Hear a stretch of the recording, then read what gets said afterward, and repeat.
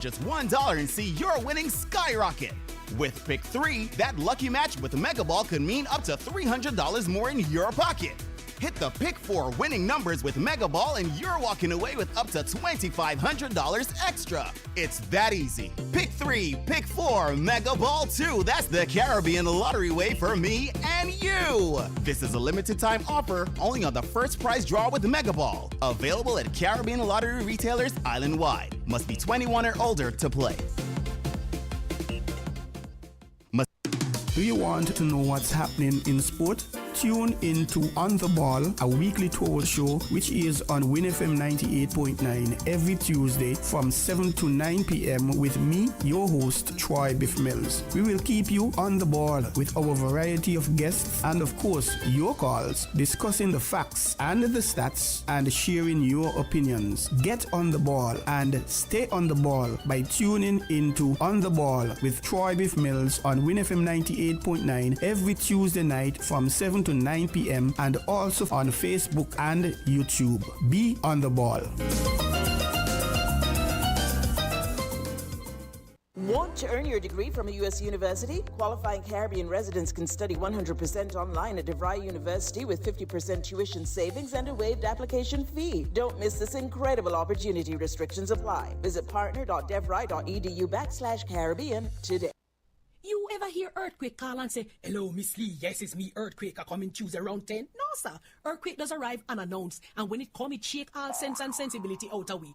Remain calm, stay inside, and do the DCH. Drop, cover, hold on. Once the shaking starts, you know it's earthquake. Make a quick move to a safe place. Don't run to the door, we are in the exit. Stairs might block up or full of people. Elevator, avoid that, because you might get in and poof, power gone, and you're stuck in that box without ear.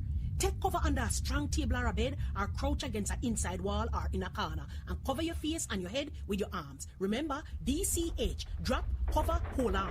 Glass windows and doors, outside walls and doors, in an earthquake, bad news. Take care yourself. Most injuries during earthquakes happen when something drop and hit people entering or exiting a building. Last thing, nobody run outside and ask, you feel it, you feel it? Remain calm, stay indoors until all the shaking stop, and do the DCH, drop, cover, hold on.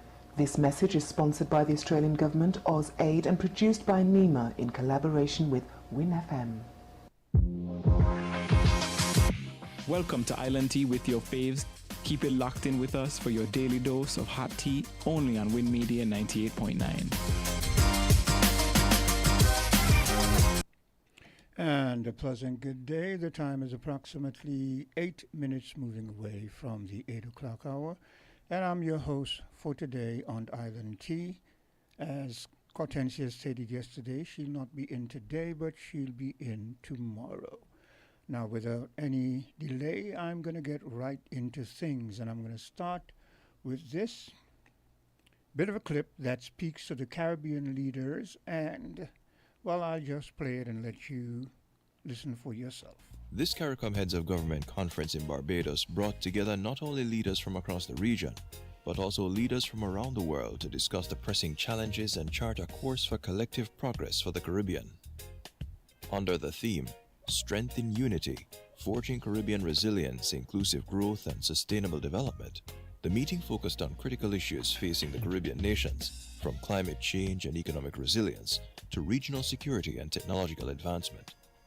This high-level gathering saw the attendance of leaders and representatives from more than 30 countries, in addition to a host of private sector and civil society leaders.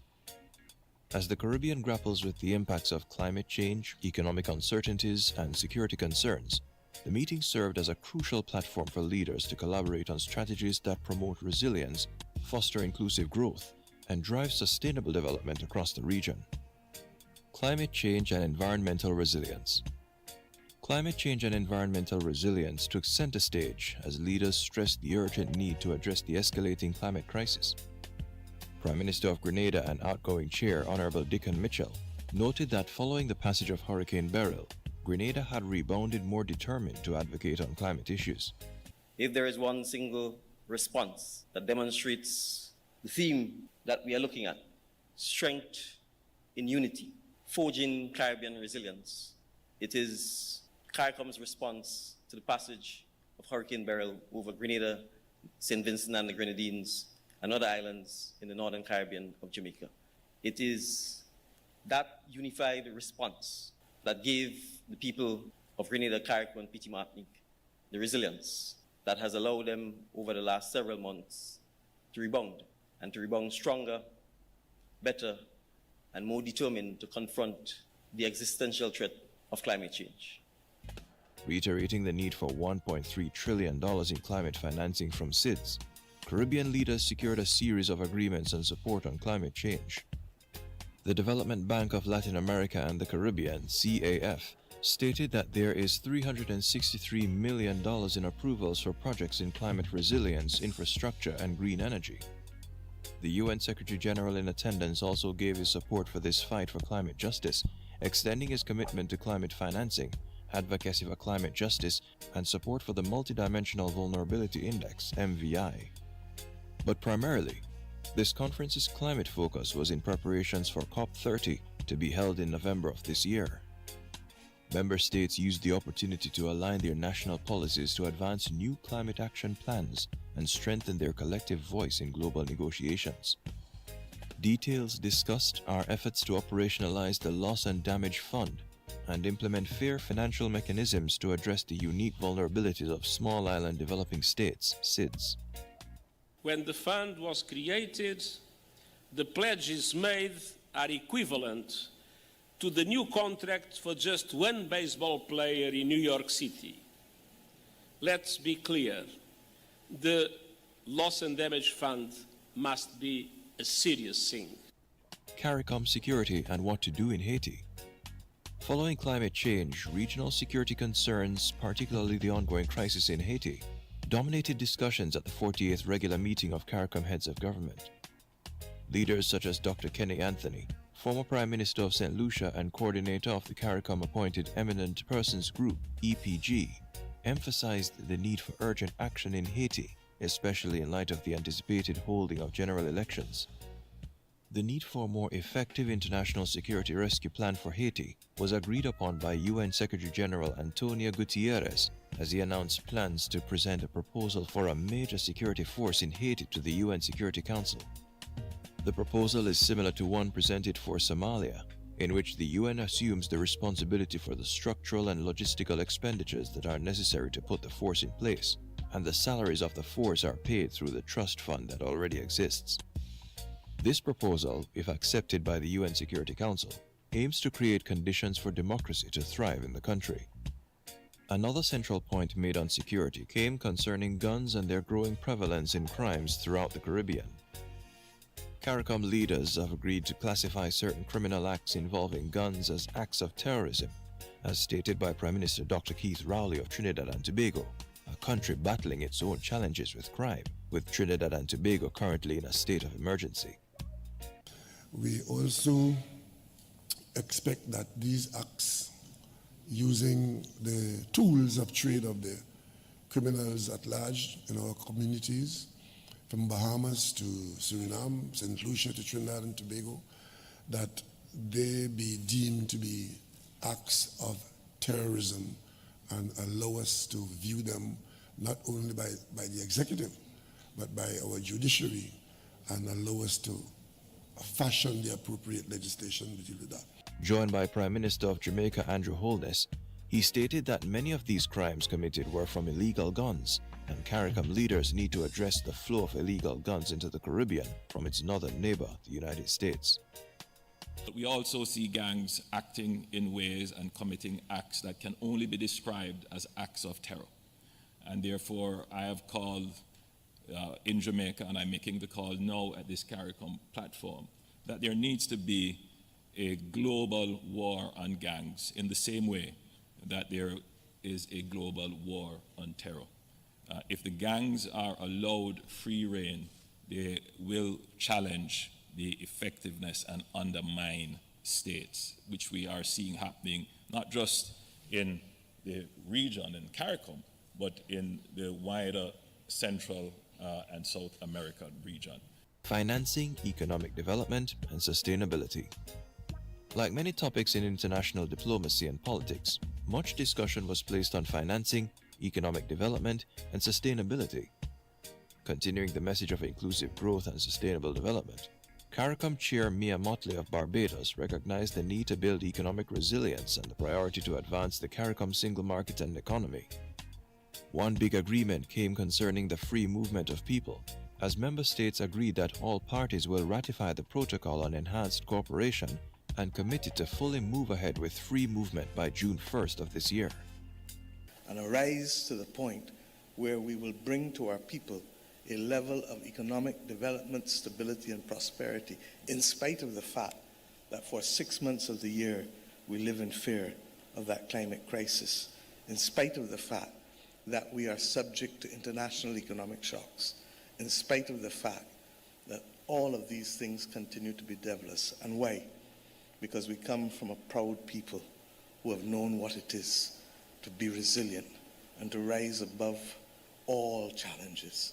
Indeed, the challenges that we face in the 21st century at a personal level cannot come close to what our ancestors were forced to confront in the settlement of this modern region. Support for reforms to the international financial architecture also took the floor as the Bridgetown Initiative 3.0, championed by Barbados Prime Minister Mia Motley, took center stage in discussions. This initiative advocates for comprehensive reforms to the global financial system, including measures such as debt pause clauses, increased climate finance, and new funding mechanisms to support developing countries in achieving the UN's Sustainable Development Goals. Additionally, discussions took place about the unfolding trade wars expected out of the United States and between regional allies such as Europe and China. Key to this concern was disruption to international trade by potential tariffs, especially given the Caribbean's high import dependency. CARICOM heads decided to review the bloc's trade policies with the United States and other trade partners to assess the impact of global economic tensions on the Caribbean, with the hopes of buttressing some of the expected turmoil by regional interdependency.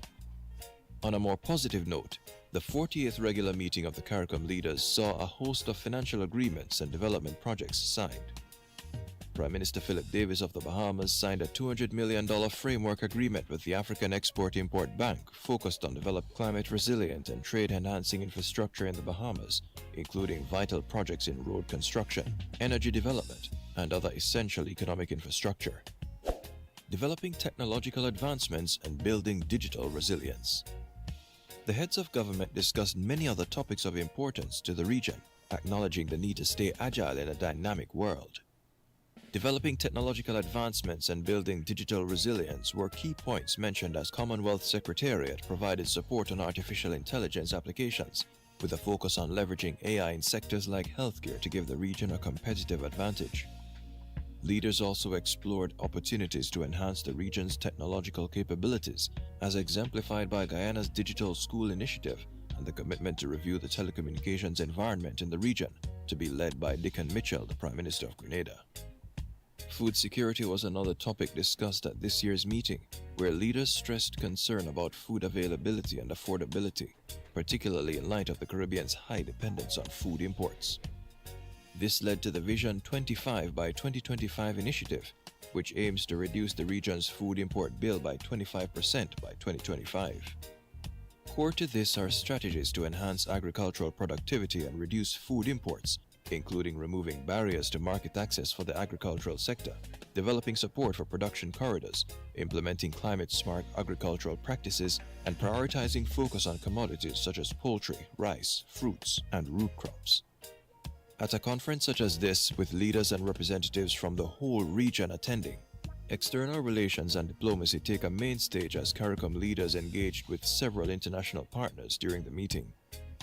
As previously mentioned, UN Secretary-General Antonio Gutierrez attended, emphasizing the need for a unified Caribbean in addressing what he calls the region's triple priorities of climate change, security, and finance. Also in attendance was the President of the European Commission, Ursula von der Leyen, on the first ever visit of a President of the European Commission to the Caribbean. And this is why we're launching together a package for local farmer production in the Caribbean, global gateway and private investments. It includes a regulatory cooperation. It includes more cooperation between our university for research, but also for skilling people. At the invitation of Prime Minister of Barbados, Mia Mottley, President von der Leyen met the community to further strengthen the EU's presence in the region and prepare the EU CELAC summit planned for this year. The EU committed to several initiatives across the region, such as a support package of 19.5 million euros to complement ongoing efforts in Haiti, a 160 million euro green hydrogen storage project by French company HDF Energy, the first project of its kind in the Caribbean, and even EU investments of 8.9 million euros to promote local pharmaceutical manufacturing and regulatory alignment with European standards. A future yet to be determined. While the 48th meeting of the CARICOM heads of government thus far concluded as a success, the region still faces a complex array of challenges.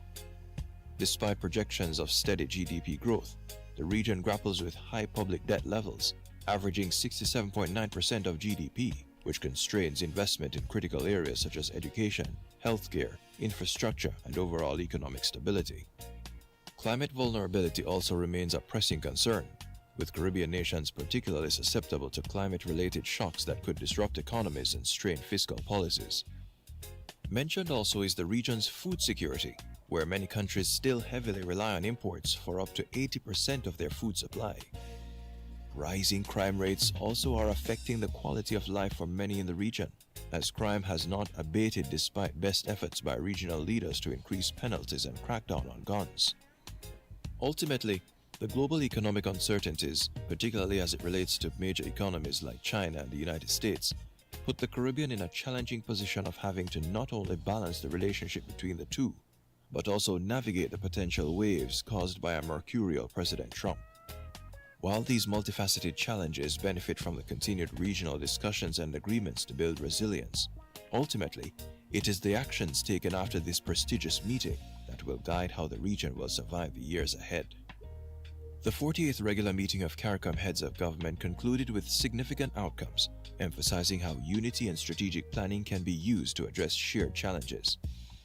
Many landmark agreements were put forward, such as the freedom of movement of CARICOM nations' peacekeeping plan for Haiti, and financial commitments were received from institutions such as the Caribbean Development Bank, the Development Bank of Latin America and the Caribbean, the European Union, Canada, and even Saudi Arabia. Nevertheless, the challenge of implementing these agreements and following up on inaction is where priorities now shift. Moving forward, the region must focus on implementing these strategies, including developing new climate action plans, operationalizing support for Haiti, and enhancing food security, to name a few. Continued collaboration and follow-up will be crucial to ensure progress. The 48th CARICOM Heads of Government meeting has set the stage for a stronger, more united Caribbean. The region is boldly moving towards a future of opportunity and progress. Yes, challenges remain, but with collaboration, innovation, and unwavering determination, the Caribbean can rise above them. Now, it's up to all of us, leaders, communities, and individuals, to turn these plans into reality. The future is ours to shape. Let's build it together. What do you think about the decisions made at the 48th CARICOM Heads of Government meeting? Will the new agreements on free movement, climate financing, and regional security truly benefit the Caribbean? And what are your thoughts on CARICOM's plan to address the Haiti crisis? And let's have a conversation about the future of the region. This is Caribbean Focus. And I reiterate the questions asked by the narrator at the end of that bit of information. Are you satisfied? Are we satisfied with the topics that were discussed in a recent conference? Have they discussed all the issues that you feel are pertinent to the region? Or do you feel there are any issues that were left out? If you feel so, then you feel free to give us a call and let us know what you feel about the overall meeting. And I see my phone lines ringing. Hello? Hi, good morning, Quint. Yeah, Morning. good day. You're asking a critical question there. As the narrator also asked the same question. The CARICOM sitting, the 48th sitting of the CARICOM, the main. Oh. Hello? Hello? Hello? Hello? Okay, sorry. Sorry, got cut off. Yeah. The 48th sitting of the CARICOM should have been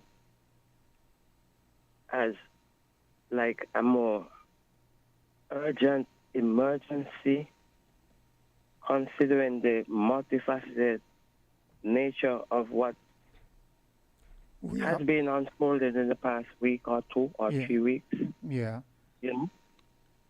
And walking away from that meeting, it should have been by signature, a stern commitment by each member state of a bond of unity to approach this thing. Because right now we are even more fragmented than before. It would seem so. It would seem so. Did you see or hear the recent interview with Marco Rubio in Jamaica? No, but I know he's in the Caribbean. He's supposed to be visiting Jamaica. I don't know if he already went to Suriname. He's supposed to be probably in Barbados also. Well, I agree with your statement. I think that though the meeting discussed relevant issues, I think it was a bit too normal, too laid back, too casual. There should have been some seriousness placed on the various things that we are being bombarded with. And I also agree with you that we should have signed off on an equivocal unity stance going forward. But in terms... We know protocols are protocols. Yes. We know protocols are protocols. But when you have meeting of such nature, there are sideline meetings, other meetings. Let's say there are foreign, Antonio Guterres, he was there, Ursula von der Leyen. You know, the European representatives, the UN representatives, they were all there. But what about the 10 members? How many members, the 14 members in CARICOM, having a meeting within a meeting, signing their signature to say that, guys, if we don't show a unity of bond, similar to the way how the Canadian provinces are showing a unity of bond. Yes. And having a new prime minister in Canada, signing on with some defense mechanism with Australia. Yes. Because the southern neighbor seems like, you know, you understand? Yeah, I comprehend you. Please, I tell you what, I have triggered not only our prime minister but our premier. Your phone seems to be the quality. Sometimes it's clear and then, you know, sometimes it's muffled. Like I don't know. Can you hear me better now? Yes, yeah. Yeah, I can hear you. It's you're hearing a sort of echo when I have it on speakerphone, maybe. Okay. I have triggered a response from my statement the other day, a passionate statement, where I call for all leaders to be in action, their voices to be heard. I have heard a response from Premier McMahon, and later on in the evening, I have heard a response from our Prime Minister, beloved Prime Minister. Whatever the response was, I'm satisfied that I have triggered that. Now, I said that Antigua, I didn't hear Antigua, and then Antigua probably had a sideline invite or some correspondent to have a sit down with the U.S. authority. Well, in relation to Antigua, the Prime Minister of Antigua, he took verbally very much the same stance as Mayor Motley, our Premier and Prime Minister, and others. But the one negative thing that he did, in my opinion, that would cause some fragmentation down the line was that Antigua decided that they were going to, instead of paying the monies for the Cuban doctors to Cuba, to the Cuban government. They decided they were going to pay it straight into the hands of the doctors, which is neither here nor there. But where they went and further is that they sent the communication of that decision to the United States and said they were waiting a response without discussing that with the other Caribbean islands and moving together and then waiting a response. So I felt that was a bit of a negative, and that strengthens your point that they need to sign off as a matter of unifying their efforts as they move forward. Yes, because it's needed. On a side note, I want to disclose, not now, something from a lady that was born in Antigua, an Antiguan lady, and she made a point for why the phrase that was coined, Garrett. Yes. Antiguans were known as called Garrett. Yeah, there was even a song called the Garrett Bounce. The Garrett Bounce way back in the days. Who was it? I don't remember who it was. Kitchener or one of those guys up. Maybe it was that guy. He's very, very old but still performing. So yes. So he sang. He's from Antigua. No, not from Antigua. He sang King Lear, the Lion, and something like that. Oh, is he supposed to say Lord Nelson? Yes, Lord Nelson. I think it may be him, but I could be wrong. Okay, yes. And she made the case, because she traveled throughout the islands, and, when asked, and she get this kind of pushback, and when asked where she was from, she say Antigua, and she say, there were people would say, knowing the stories, people would say, "Oh, you're Garrett," And it started on a plantation. The owner was Isaac Royal. He went on. He left the island and he went on to the U.S. And as a result of it, he funded the Harvard University, the Harvard Law School. Okay. Yes, but it's a long story, but that's a side note. But yeah, I am not surprised. I'm not. The CARICOM gathering was flat, Yeah. There was a lot of things that was on the front burner, which overshadowed the real critical matters that are at hand. Yeah, yeah. I felt when I heard the narrator, casually lump the imposed tariffs and just move along, I felt, wow, I think more emphasis should be placed on that. And recently we have been bombarded with a number of things because, again, recently the Antiguan Prime Minister made a statement in relation to the proposal to put tariffs and restrictions on the ships that bring goods and food to us in the region. And he was saying it was tantamount to wishing that we would starve, because he says if you're going to put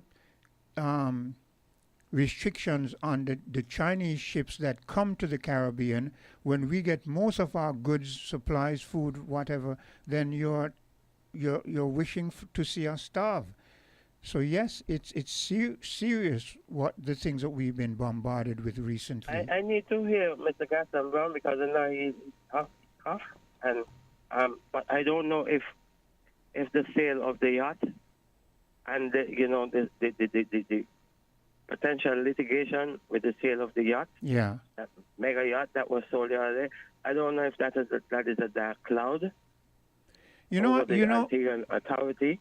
I don't know much about. I've heard it. I've heard him himself in interviews making statements about it, but I don't know much about the details and other intricacies relating to that. Could you give us something in a nutshell, if you are aware of how this? No, I am not au fait to anything except what I Hortensia read out. Yes.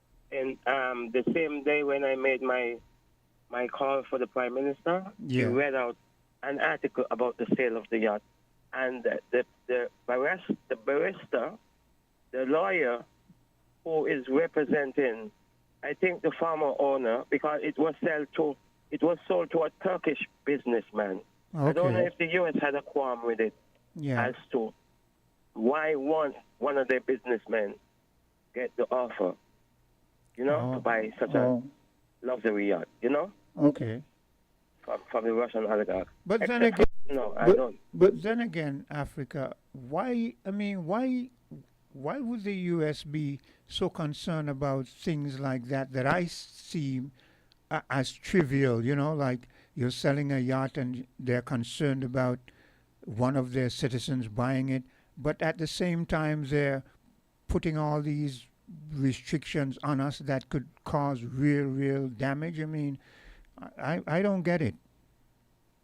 Well, the case that you said, Mr. Gaston Brown, made about the tariff and the food and the shortage and the starvation, that's another wedge, another wedge in the coffin, so to speak, in the sense that likewise our hospitals, if our hospitals are short staff of technicians and experts in their various fields of medicine and so forth. Yeah.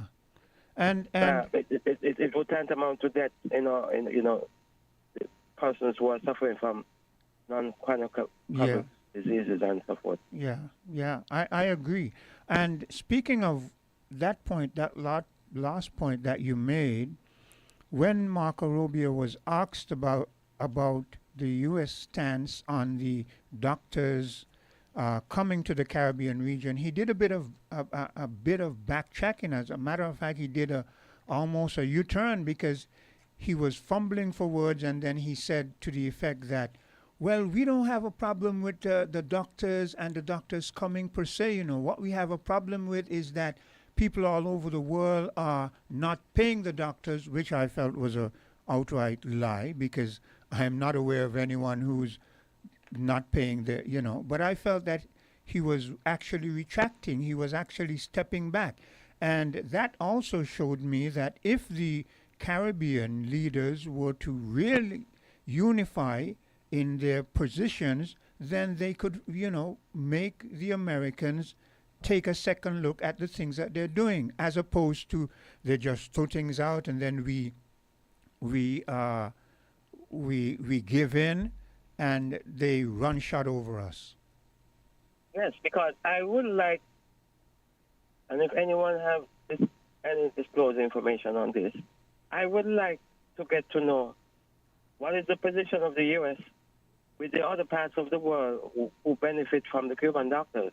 Yeah, because he did say, I was surprised he didn't say the Caribbean. He didn't say we have a problem. He said we have a problem with people around the world, the majority of people around the world who get these Cuban doctors and they don't pay them. So he made it broad, Uh-huh. Yeah. And I thought that was very... We are not alone in the benefits from the Cuban doctor. No. And that was an investment by the Cubans for the longest. One thing, there's a long time, there was the Hurricane Katie. I think there has done away with a name like Hurricane Katie, where you will find another Hurricane Katie. That did a lot of destruction to Miami. Yes. Long in the days when forecasting was at its stage, and the accuracy of the forecast of these hurricanes. Yes. Hello? Yeah, go ahead. And Cuba had gotten it correctly in terms of the forecasting. And at the time, the U.S. was very reluctant to get information like, we are reliant on Cuba for when this hurricane is going to come and where it's going to hit. Yeah. And lo and behold, Hurricane Katie did a lot of damage. Look, Cuba has been ahead. I mean, it's just miraculous that with all the pressure that Cuba has been put through, that she still succeeds in the way that she does. Yeah, so that was one example that I don't know what they're forecasting now in terms of that modern technology of forecasting, but they have launched into the anatomy, the human anatomy with the doctors and the experts, and they have gotten it right. Yeah. All right, thanks for listening. Before you go, Yeah. don't forget what we discussed, and remember, it is all up to you as to whenever we're going to start, bearing in mind that... as the cruise ship season is about on its last, you know, its last motion in terms of the come the end of the month, which is soon. Yeah. You know, and going into the next month, then we will make plans. Okay, Definitely. Cool. Okay. Definitely. Take care. Okay, thanks. Thanks for listening. Yeah. So I'm going to take a bit of a commercial break, and I will be right back. Found the sound 98.9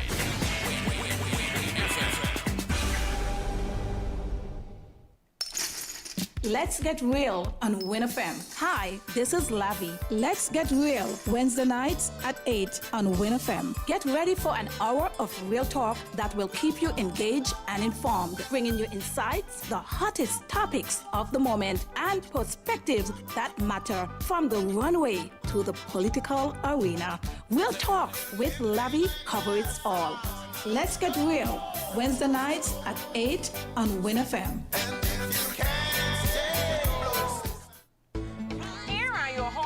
Value Mart IGA special. Running March 20th to April 2nd. Now our Value Club Blue Tag specials. Juicy Juice box juices, just $13.99. Planters cocktail and dry roasted peanuts, $14.99. Kind granola bars are just $6.99 each. Essential everyday grated Parmesan cheeses, $11.99. Egg waffles and pancakes, $15.99. Orville Redenbacher microwave popcorn, just $9.99. And now our very low weekly value deals. Extra liquid laundry detergent, $12.99.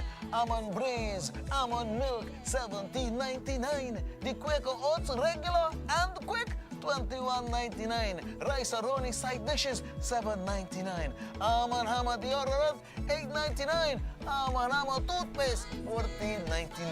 Shop Smart, Shop Value Mart. Tell them in Spanish. Sea listo y haga sus compras aquí en Value Mart. If you live in low-lying areas, be aware of the possibility of tsunamis immediately after an earthquake.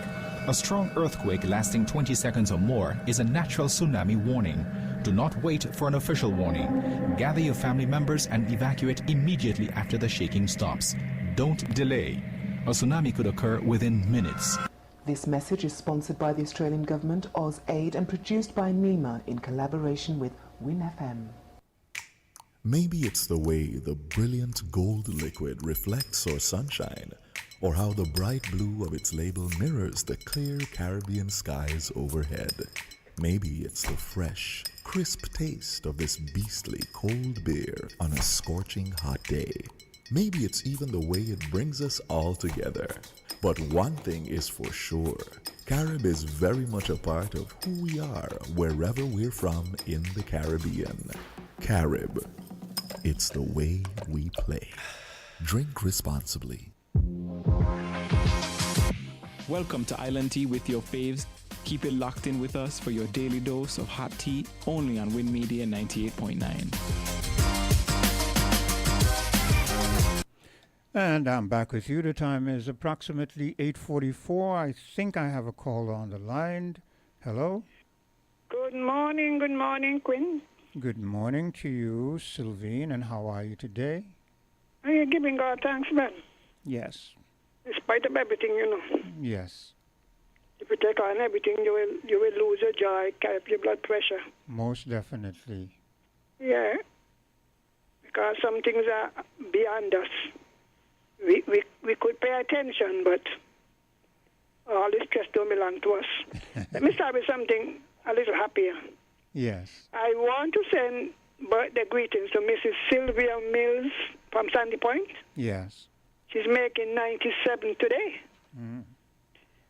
She taught me at the St. Teachers College. Yes. And I said they had brought in locals to replace the Canadians. Yes. She was one. Okay. And she was responsible for trying to improve the kindergarten section. Okay. And she really, there was a lady named Mrs. Wemple, short white woman, who was all into it, promoting modern teaching. Because in the old time days, they had these ABC school. Yes. Trying to get rid of that. And, well, I think they selected me to be a kindergarten teacher. I was sent to do an attachment with Mrs. Condell, Elizabeth Condell. Yes. She was said to be the best in the island. Mm. She was then at the Tabernacle School. Yes. So me and the college mate, Rosetta Lawrence, she was Maynard at that time. We went over to see Mrs. Condell in performance. And so when I graduated from the college, they were trying all the way behind to make me a kindergarten teacher. I went down to Irishtown School with the intention of spending 1 year teaching kindergarten because I wanted to practice some of the concepts we learned at college. Yeah. And anyway, I ended up spending almost 6 years there. Mm. Now, I taught kindergarten for 3 years. A lot of people, you see, Martin, a whole set of people, I taught them in kindergarten. Okay. It was the school was fairly new, that building new school, because most of the schools were one, like boys' school, girls' school, Trinity, where I taught.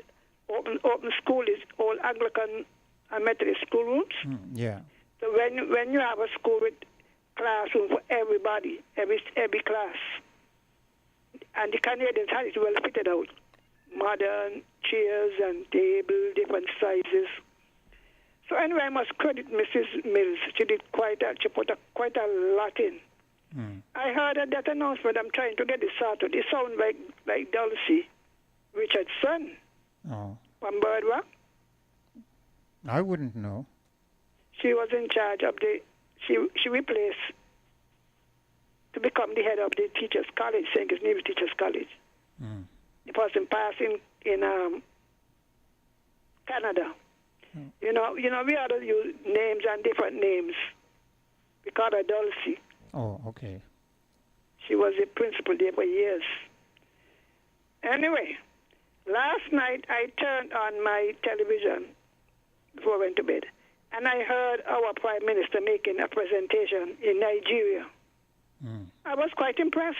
Okay. Do you know about it? No, I do not. Yes, he had a whole entourage. Mr. Brantley and other people went. In Nigeria, that's in Nigeria. That's good. That's good. I thought y'all know. No, I was unaware. I think it's called I don't know if it's the Import Export Bank. Yeah. I know of the right. bank. In terms of trying to get investment out of Africa. Yes. Oh, that's And a good. That's a good move. A lady who is a queen. I think Queen. I remember her name. She is the queen of the Wari land. I think it's Wari. Yeah. They went as far as to give Mr. Dr. Drew his African name. Okay. So they said, well, you are Africans to give you African names, so that one should interest your good friend. Well, that bit of news that you just gave makes me feel good because, there are those of us who feel seriously that we should be making links with our brothers and sisters over there. But links are actually being made, Because this brings me to what Colangelo say.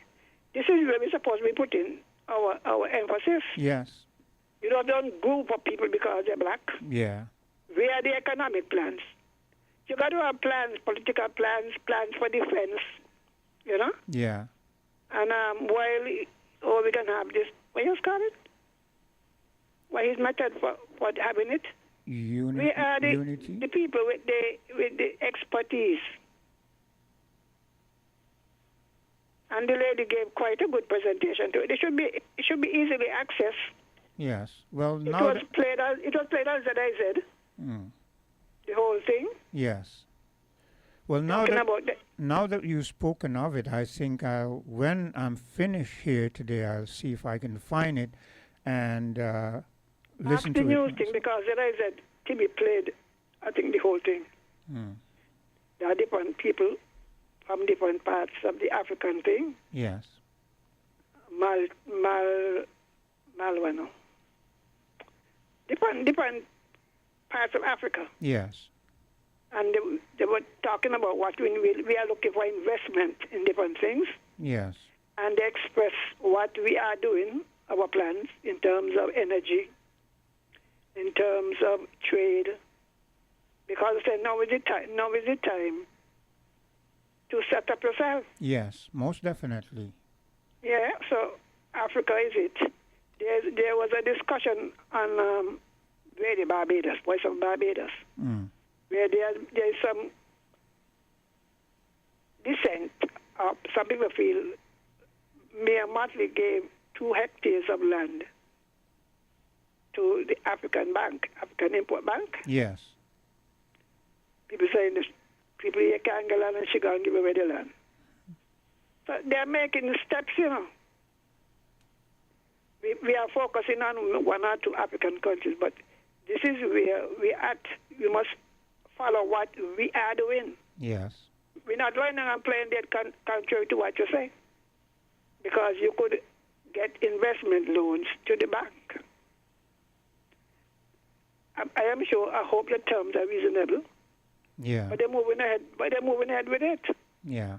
And in terms of trade, they're thinking about having trade. Because once you have access to the currency and the finance, Yeah. you could have trade. Yes. And in terms of transport, I think there's one connection to Jamaica, you know. And I think Barbados are supposed to have one. So we shouldn't just stop. We shouldn't say we're going to die because America said this or that.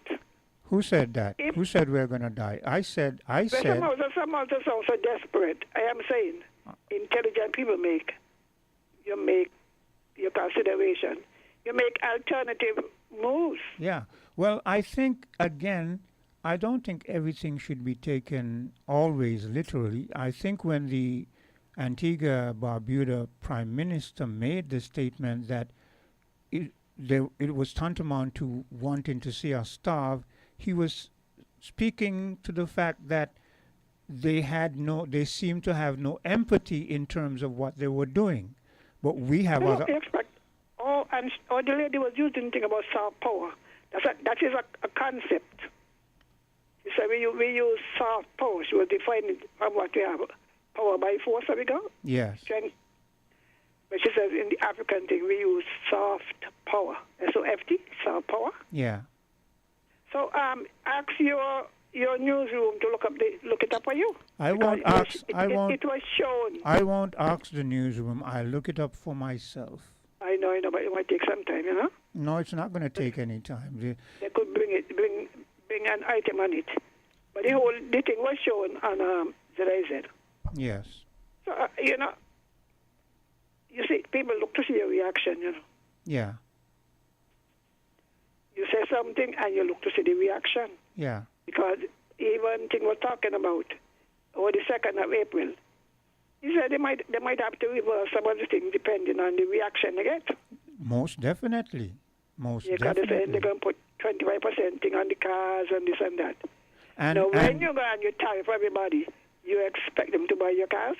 And from what I've been gathering, there are individuals who have, just as he said, the 2nd of April. 2nd of April, he says he's going to impose something. There have been certain places around the world, like Denmark and so forth, who have been doing their own counter, you know. Yeah, everybody ready for them. Yeah. So because that's what he said. He said when the 2nd come, they might have to reduce some of the tariff based on the reciprocal that they get. Yeah. So it's not just Trump rule the world. Did you hear Marco Rubio when he was addressing recently yesterday in Jamaica? Jamaica? Yes. No. What did he really say? Well, my main emphasis is on the fact that he did some backtracking or almost a U-turn. They promised to. When they want to when they he want to hear what you have to say. And by the way, don't take things for granted. You see that medical board that they have? yes, MARCHT. Wherever there is some response, or negative response, as they call it, they're there to do intelligence, you know. well, we know that. We know that. Now, some people don't know. Well, I recall when I was working, they would come down and do the collect data, as you say. yes, And you read the reports that are written. So some people just hand out the information, hand it out like that, without realizing sometimes our data is not even so clean. You're incriminating yourself. yes, yes. You know, so. And I agree with you. We are rather naive whenever individuals Yeah, come in. very naive. Yes. That brings me to this thing with the doctors. Why we expect a unified response? All Caribbean countries do not participate in the program. Mm. It's kind of difficult to say, oh, well, you're not a part of it. You understand what I'm saying? No, explain for me. And I am saying if they do not participate in hiring Cuban doctors, yes, Cuban, for them, that is not an issue. yeah, okay, I understand. I agree. It's not an issue because even Mayor Mart that brought in Africans, I think it was Ghana during the COVID. Yes. It was, yeah. So all we have to do, if we can't go Cuba, we go Africa. Yeah. You know, so asking everybody to stand up, and you could say, well, this is how I feel, but I don't participate in it. The one that would affect people is the migration. But Sylvine, I'm following your argument, but I kind of disagree because even though I agree that you can say, well, I did not take part in it and so forth, I still feel that you could say, like Mayor Motley said, recently we have not employed the Cuban doctors, but I'll be the first to say that we would not in the region have been able to survive without the assistance from the Cuban doctors. So likewise, I would think that someone would say, we did not take part in it. She is assigned that position, so she will be speaking for everybody. Yes, but I'm saying, Sylvine, that even those who did not participate in it can say, well, we didn't participate in it, but we agree with those who have participated in it. That yeah, that's what I'm saying. But there was just in there. But they're not going to go all out. They are concerned about the deportees. I think that I heard about Jamaica, who will get the most, and this thing of sending them the Cubans and whatnot. That is a bigger issue because it's at the same time that they're going to deport our people. It will mark the start of the free movement in CARICOM. You realize that? Well, I'm listening to you. Yeah, June the 1st, you played the thing in the news. Yes.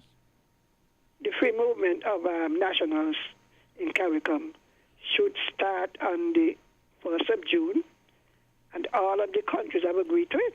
Well, Miss Henry, I have my own issues with the free movement. You know, I think that too much emphasis is being placed on the free movement and not on other things. For example, in Africa, a lot of the African countries now are making sure that where there are borders, they are saying their neighbors can travel to their countries without any incumbents, without any restriction, without any visa and this and that kind of stuff. Which African countries?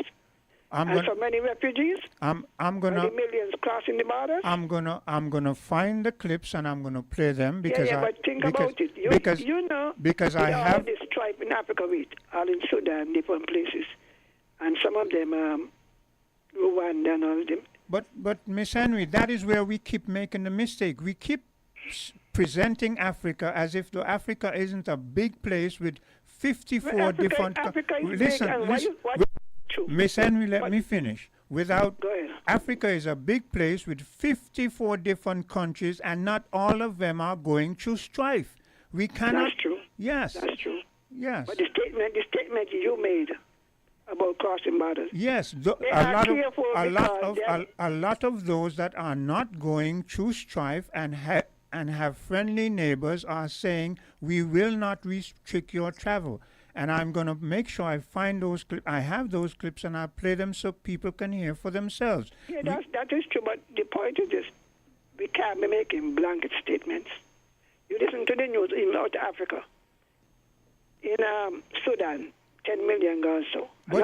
But Miss Sylvine, you've gone back to Sudan. You've gone back to more than one country in Sudan. Whenever there is uproar. Yes, but you cannot. But you cannot use Sudan as a blanket statement to cover all of Africa. Sudan is. I agree with you, but you are implying that in Africa, no. I am not implying. Even the trade. Sylvine, I am. Sylvine, I am not implying. I am stating a fact, and if you do your research, and like I said, I'm going to play the clips somewhere along the way. How does that compare to our free trade? How does that compare to our? I am saying that we in the Caribbean, who are not too far from each other, should find ways of people being able to travel from one island to the other without all this big incumbents and all this, That's what I'm saying. Yeah, but this is where the free trade thing comes in. That on the 1st of June, people are supposed to be able to move from one country to another. Of course, there are certain conditions. If you enter the crime, so I believe those can be people that should be ruled out. You can't be just pulling over. You can't handle the one and the two you have. You need to have the handful. So certain people without criminal records and with a skill, I believe in having a skill. Eh? Yes. Yeah, otherwise you're going to create chaos, make people like poorer. But they do add to your economy, I have no qualms with that. What I'm saying is too much emphasis is being placed on just the free movement of individuals without eliminating other restrictions. That is what I'm saying. Such as what? Such as what I outlined. When you want to travel from here to Barbados, you've asked about the prices, you've heard about the prices. When you want to travel to other different islands, you hear about the prices, and we hear the fact that the big prices due to the fact that the government's taxes is what is causing. That is what I'm speaking about. Yeah, but if you look at the taxes another way, after the 9/11, wherever U.S. shipped our aircraft land or berth, the threat of retaliation by the enemies exists.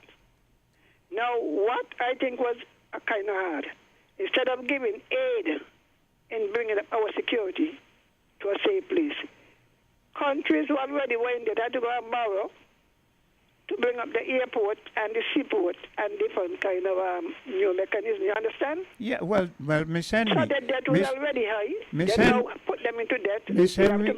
Miss Henry, you see that point that you just made? That is one of the big problems here. Because even though we've seen some growth and so forth in the different GDP of the islands, the big thing saddling them is the public debt. But that kind of debt, the public debt has different components in terms of the airports and the terminals and whatever.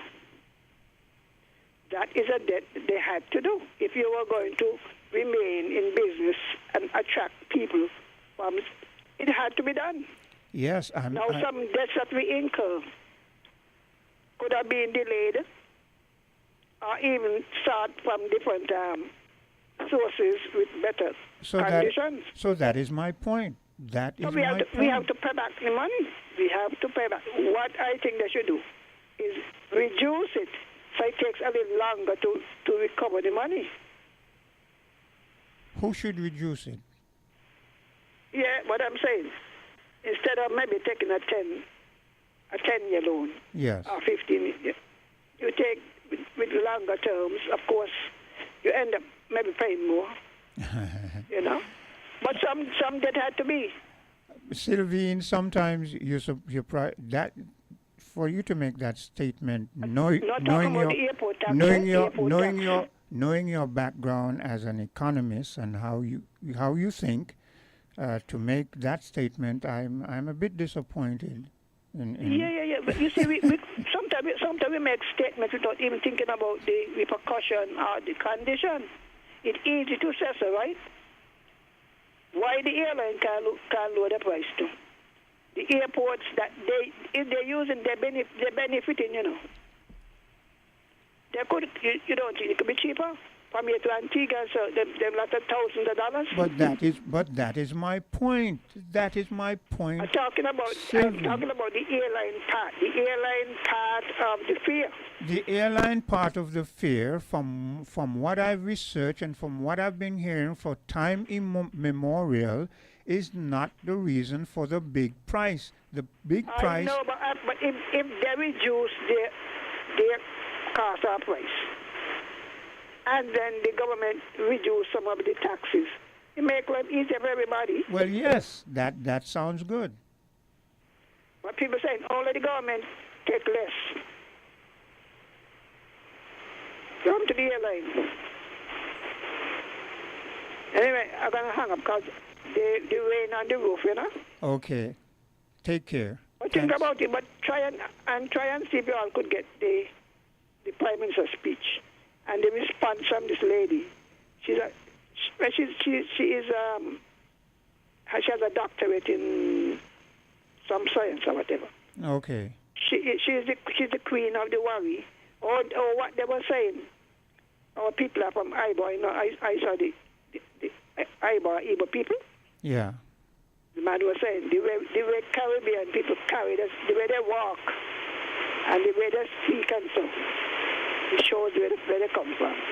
All right then. Okay then. Thank God for the. Yeah, thank the Almighty for the rain. I can hear it pouring on the rooftop. I'm going to take a bit of a commercial break, and I will be right back. WINN is 98.9. 98.9 is Win FM.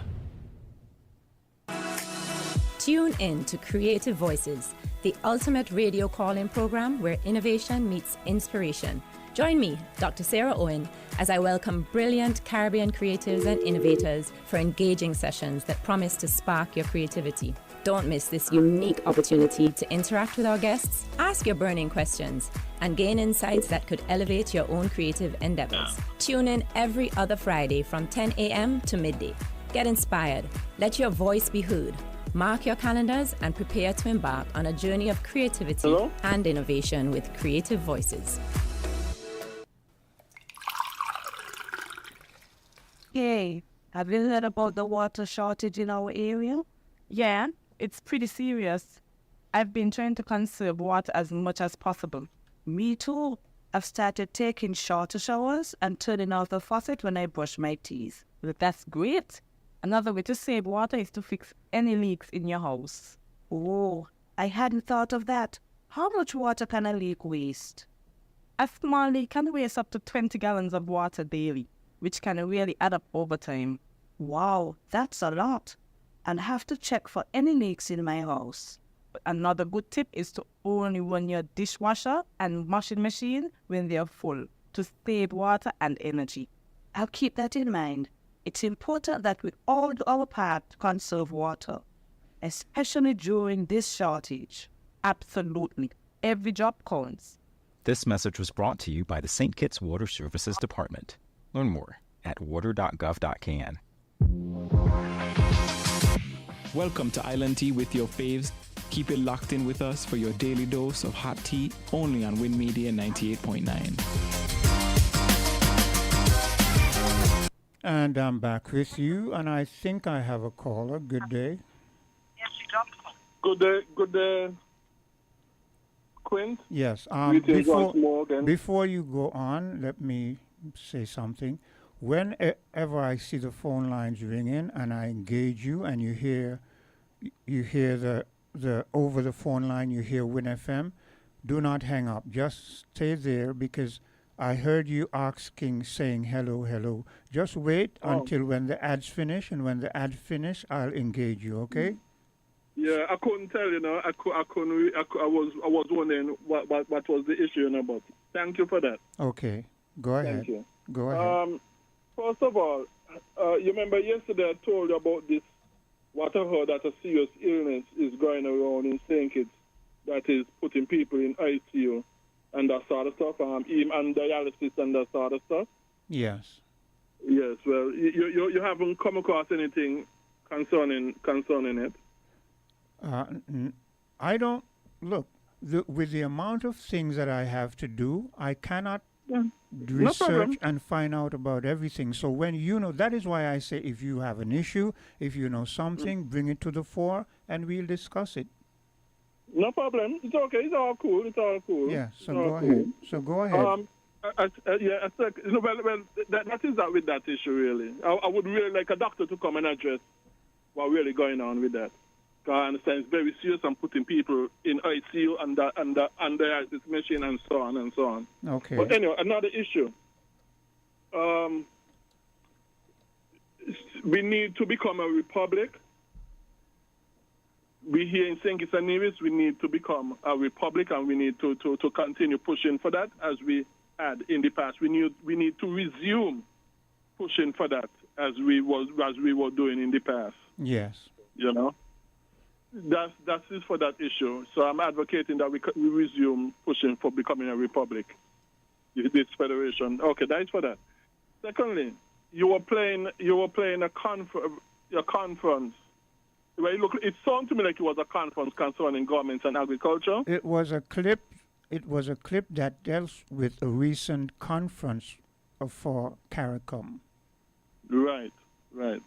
So what I'm going to say is that anything other than the God-given functions for government, anything else, including agriculture, which are not part of the God-given functions for government, you're going to always get, to put it nicely, the worst version. You're going to, once government is involved in such, you're going to always be getting the worst and the inferior version of whatever compared to if the private sector was providing it. Because government tend to spoil things and make things worse. Now, also concerning these business links that are being spoken about with Africa, forging these business links. Well, you know what? African businessmen are like businessmen all over the world. And African businessmen, like all other businessmen here in St. Kitts and Nevis, the Caribbean, the whole wide world, they too are attracted most to where they can make the most profit. And trust me, they ain't going to just come into your country like that. They're going to research your tax system. They're going to research your regulation system. They're going to do all kind of research before they bring in. They're going to research your market. Do you have the market? And so on and so on.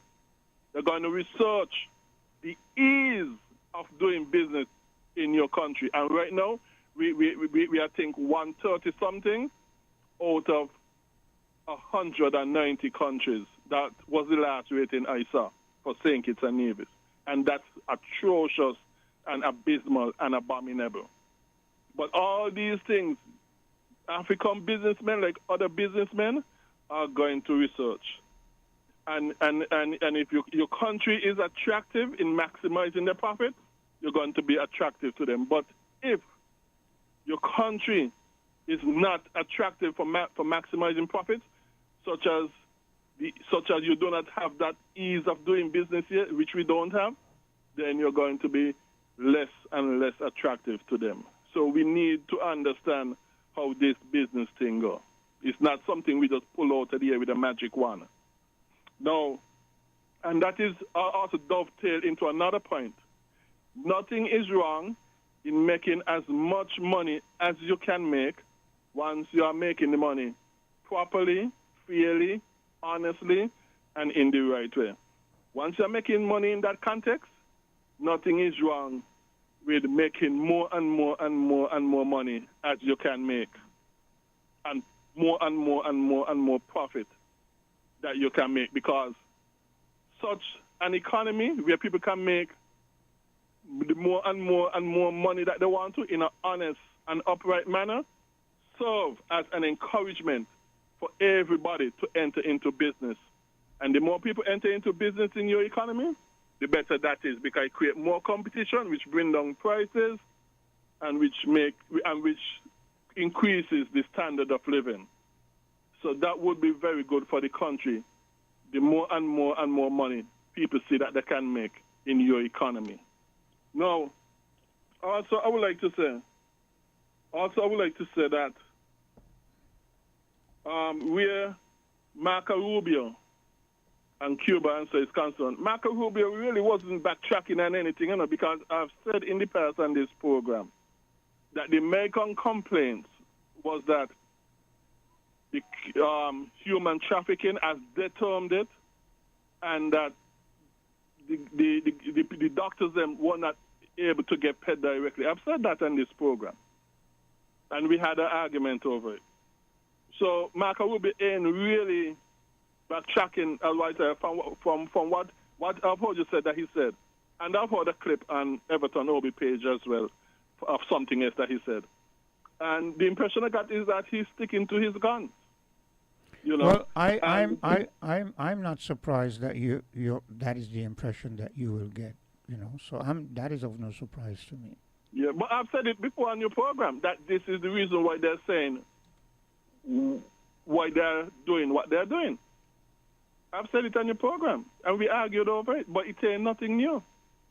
And he said the same thing at the conference. So he's saying that he backtracking. He did not say the same. He did not say the same thing. It's a difference when you say that. As a matter of fact, I did not hear him put very much emphasis on the human trafficking. He spoke to the fact that people all over the world were not paying the Cuban doctors, and as far as I'm concerned, I felt that was a lie, because we cannot show any example of the Cuban doctors not being paid. Now, if you want to bring in an argument as to whether they were being paid directly or indirectly, that is another argument, but that is not what he was putting forward. He was making a blanket statement that they were not being paid, and that, in my opinion, is untrue. But what I told you in the past that we had the argument over, I told you that he was saying, he was saying, and we had argument, and he was saying that the doctors them are not paid directly, and we had an argument over that in the past on a previous program. Well, he did not specify that recently. At least I did not hear him say that. I would have thought that he would have put emphasis on they were not being paid directly. I have not heard him make that statement. I heard him say they were not being paid. And let me further state here, I do not like you using the term that we had an argument. We had a discussion. Even if it is heated, it is not an argument. Even if our voice is raised, it is not an argument. An argument is usually in anger. So we had that's a brawl. That is what you call a brawl. An argument is really where we have differences of opinion, but logic. We use logic to sort out our differences. That's an argument. We get mixed up between argument and a brawl. A brawl is what I think you are more referring to, which we did not have. Well, again, but people get mixed up because argument is a debate, you know. Yes, well, it can be used in different contexts, because some people, yes, I agree with you, and you're right. Some individuals might say we had an argument, meaning we had a discussion, a verbal, right. But then others would say we had an argument, meaning they had a fight. As a matter of fact, the Americans would say we had a fight and it was an argument, or, a disagreement. That's what I mean. People get mixed up between a brawl and an argument, because even in a fight, a fight is different to a brawl, because even in a physical fight, you're using techniques and methods and that sort of stuff, whereas in a brawl, you just wild. Okay. People even get mixed up with fight. Okay, Fight and a war is two different things. Notice when I speak, I do not say we have an argument. I say... Okay, but discussion. Yes. A discussion. Yes. No problem. That's cool with me. No problem. That's cool with me. So, yeah, so what I'm saying, we had a discussion over that, okay? Yes. And what I said, that the American argument was that, hey, the people them are not paid directly, and that is not okay with us. The people them are paid. The government is the one who get the money directly, and the government take out and get to them. That is what I said in our discussion, that what Marco Rubio was saying in the past program. When the communique first came out, how did the communique read? The communique read something like, anyone who does business with the doctors from Cuba, they will have sanctions imposed on them. Nowhere in that communique said anyone who does business with the Cuban doctors and does not pay them directly, we would have issues with them. Nowhere in any communique was that stated. But I know he said it publicly. I know because I heard him say it publicly. Well, I did not hear him. Yeah, I heard him gave the reason publicly. It's on YouTube. It is on YouTube. Anyway, go. Yeah, but what I'm saying quickly is that Cuba, where Cuba is concerned, and where America is also concerned, I disagree with the Cuban actions against America. Sorry. I disagree with the American actions against Cuba. I disagree strongly with the embargo. I disagree strongly with taking sanctions against people if you decide to do business with Cuba, with whatever the domestic issues are. Okay? Well, it's so good. It's good that I agree with Cuba. It's good to with hear. America It's in good. the sanctions. It's good to hear you say that.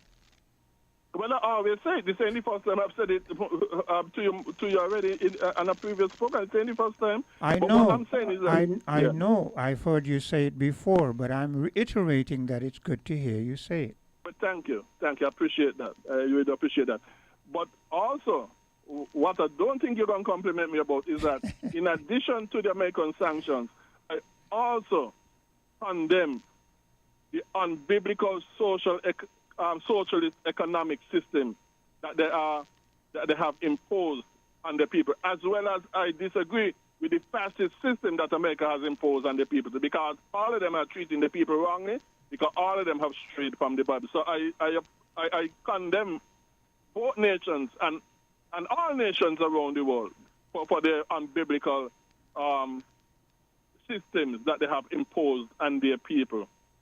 So I have to be consistent, because none of them systems, America, Cuba, we, and all other countries in the world, none of the systems them is biblical. But I must say, the closest so far is Argentina with Under Miller. He is the closest so far, but even he is not there.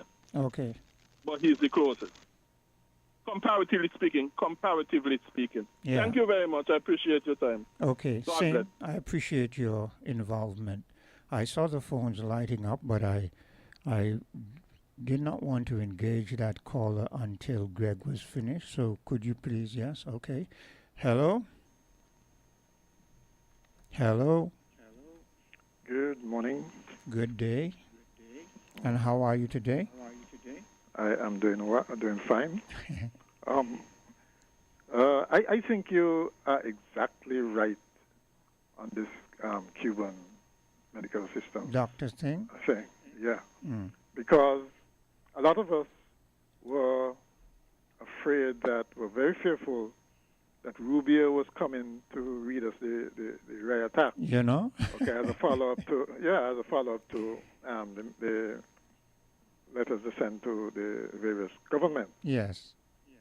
Right? And that did not happen. Now, right, you know, they might not go as far as to say he got trapped. Mm-hmm. Maybe clarified is the more diplomatic term to use. Okay. Mm-hmm. Right. But it was definitely a more nuanced response on the issue. Yes, it was. Okay, and it does show that we're right in asking for a unified response. Yes. Okay, it's more impactful. More impactful. Because, yes, because they may have responded with individual letters and so on, or like what Gaston Brown did. Yes.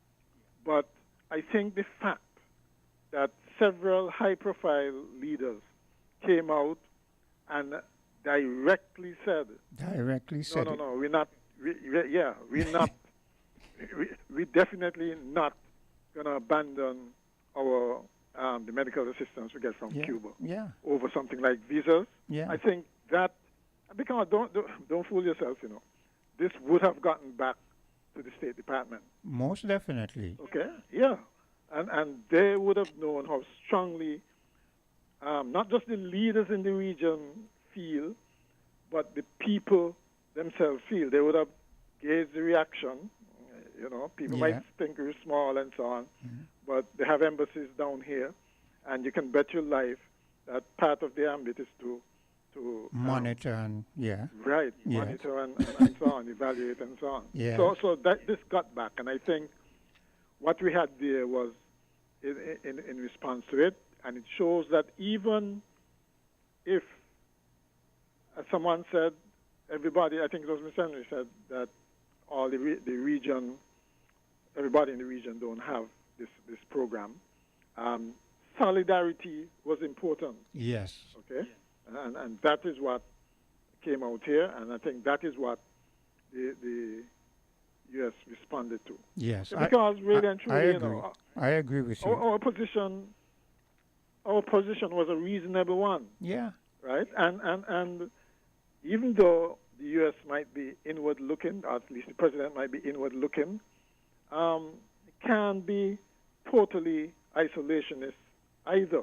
Yes. Okay, I mean, he knows that makes no sense. So I think it was a response to our reaction, and I hope that gives us a kind of impetus template. Template for future. Yes. For dealings with the U.S. State Department on something like this. I agree with you wholeheartedly, and I also agree with you that he was being diplomatic. So, we don't have to use the word like I did and say that he actually backtracked. I would use your phrase and say that he was being rather diplomatic, which is what we should expect anyway.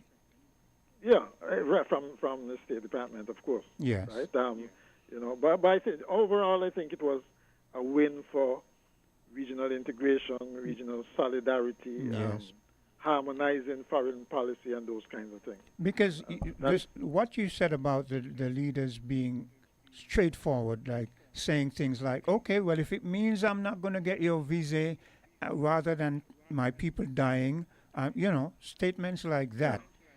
Were straightforward. Right. No nonsense. Straight up. Yeah. Not hemming and hawing and hedging and trying to play both sides kind of thing. No. Straight up. That made a difference, I think. I agree with you. I think so too. Your earlier clip on how much money was available to fight climate change. Yes. I thought was very revealing. But I wonder if we are really ready to take advantage of it. Do we have a plan and our priorities laid out for relevant projects that can be financed by this? In other words, do we have shovel-ready projects that we can present right away to wherever this money is coming from to say, here we are, we've done all the groundwork, all we need is the finance. Yes, they're not going to just turn it over, but at least we would be in a position to take advantage of it because, as you know, preparation is important. Yes. All right? Which brings me to the Prime Minister's visit to Nigeria. Yeah. There's been some misgivings expressed about the size of the entourage. Yeah. Hopefully, since there's a private sector rep there as well, that the private sector is contributing in some way to defray expenses. Yes. But I would hope that enough preparation would have gone into this, that something that the entourage could come back with some tangible benefits. Yes. You see, because haven't we heard of, for instance, of the African Bank? Yes. It's years now, I think, right? Do we know of any of what projects they have financed here?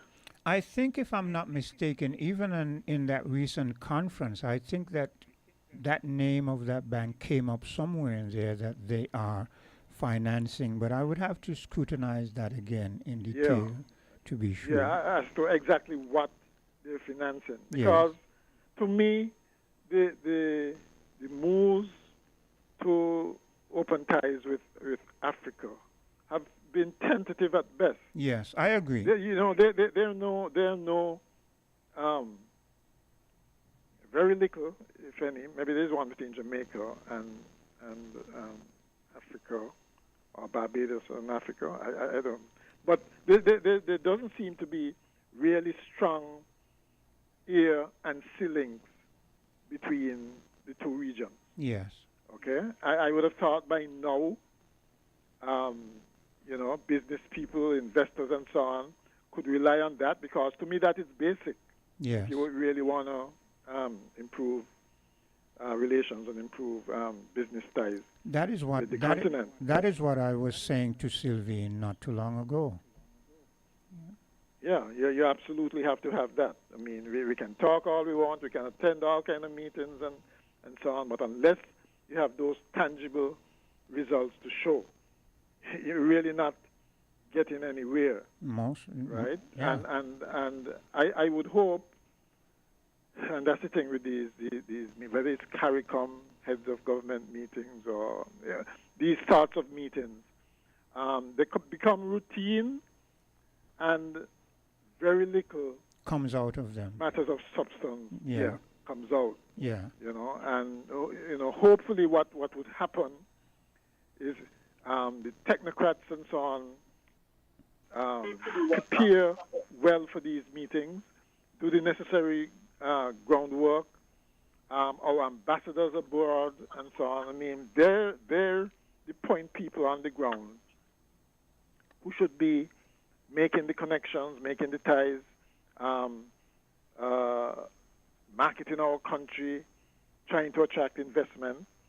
And when we have these high-level meetings now, you actually come back with science stuff. Yeah, something. You're not there just to promote again. Yeah. But come back with something tangible. I agree with you. Too many times we've seen them travel all over the place, but they come back with nothing, So we want to see some tangible results. I agree with you on that. Yeah, absolutely. Yeah. We have another caller. Don't hang up. Hello, caller. Yes, I hear you. I'm listening quite keenly. Go ahead.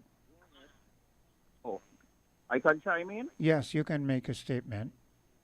Good morning, Brother Quinn. Good morning to all the listeners in St. Kitts and Nevis and around the world. The question I need to ask, and I would like to make an input and answering that same question. But is it fair to say, when you look at the all the regions of the world, and I'm on climate changes and climate fixing, damage control. Now, look at the regions of the world, and where would you say is contribution to the greenhouse gases that is so damaging to the environment? Give me one or two, and then I will move forward. Because I'm anticipating you will say a region, and it's not off the grid, it's not off the radar. I would say I wouldn't name a specific place. I would say the big superpowers of the world are the main contributors to the damage that we're we're having in the world in Very well. relation to climate change. Very well said. Is it fair to say the Caribbean is a contributor also? Yes, but we contribute almost an insignificant amount, you know. That is why when I hear the Caribbean saying we're going to do certain things, I'm not going to be specific, but we're going to do this and we're going to do that. I kind of wonder if they're not just following or if they're being pushed towards that, you know, because we contribute very little, even though I will agree that we need to do certain things to make sure that we take care of our immediate environment, our proximity, but we contribute almost an insignificant amount to the damage that the ozone layer and other things are having in the world. Very good answer. Mr. McMahon, what do you think about that? Yes, I mean, we're an insignificant amount, I think. But at the same time, we do attract, like, for instance, our tourism does attract people and ships and planes and so on that contributes. Yes. Yes. So in an indirect way, that happens. Yes. Yes. Okay. So all aspects of needs contribute to the ozone layer and damage to the ozone layer. Okay. Look, if this matter should be taken into consideration, if science proves, because as long as there are something, there is something, and ignorance is no excuse to say it's just a small amount. So guess what? Let me jump on the Caribbean region, but I'm going to more jump on St. Kitts and Nevis, and it ricochets to all the other Caribbean islands. Now, automobiles, anything that use fossil fuels, that is where most of the hazardous matter comes from. And let me give you an example. Before you go forward, let me interject here. I agree that things that use fossil fuel contribute significantly to the damage to the ozone layer. But one of the biggest contributor to the damage to the ozone layer is air conditioning and refrigeration. Yes, because and we're seeing more and more of that. Everybody wants an air condition. But Quinn, yes, is that still the case? I know that it used to be the case because of the materials that you used to use. It is still the case. It is still the case. Yeah, Okay. It has decreased considerably. Because they've been trying different, things to make sure that it depletes the amount of damage, but it is still the most significant contributor. Okay. Yeah. Quinn, yes, go ahead. Apart from certain gases, first, let me elaborate on the refrigeration. First, refrigeration used to use a freon called R124, and it becomes dangerous when it escapes in the atmosphere. Okay, and it's dangerous to humans, but more detrimental to animals and birds, the bees, etc. But let's stray from that. Now they have changed from R124 to R134A. Yes. And there are others, and tends to get better. Okay? Now, the point I'm trying to make, automobiles use every day, and they pollute the exhaust. Okay? Now, the new age is electric, 100% electric, not hybrid, because hybrid is just part gas and part electric. Now, let me tell you what the Caribbean needs to make a great, to do a great damage control. All the islands that have automobiles, including motorcycles, as long as they use gas, there should be an apparatus, just like in the United States. A car cannot be roadworthy unless they go through an emission test. I'm not talking about multi-inspection, brakes and all those kind of things. I'm talking about the pollution that come out of the exhaust pipe. So therefore, we are guilty, and the governments are guilty, to introduce such an apparatus. If a car is not roadworthy or they are above the thresholds of anticipation, that vehicle should be grounded. Caller, let me again interject. Even though I hear what you're saying, you must remember we are poor individuals in a poor. They can say we are developing as much as they want, but we will have to gradually transition out of one into the other. We cannot just, as poor developing nations, we cannot just switch from one to the other and take drastic measures because again, even though you might say any amount is an amount, I say that because we contribute an insignificant amount, we should gradually phase out from one into another. We are not rich enough to just say we're going to just put down anything with fossil fuel and use something else. If you watch... No. That's, like I said, I tried to interrupt you because you are going to a point. I'm not saying going to electric cars. Okay. I am simply saying the government, every government of every island, country, nation can invest into the apparatus that can tell you the threshold of emission. In the United States, here in the region where I'm in New York, and of all inspection a car go through, I'm not talking about brakes. I'm not talking about safety matters. I'm talking about your health. Your health is your wealth. And we must emphasize mostly in our health, which is our wealth. So get the apparatus, the emission machine, to check the vehicles, to see how much pollution that gives us. However, they're going to rate it, grade it, and say if it is okay or it is not. And if it is not, that's to be fixed.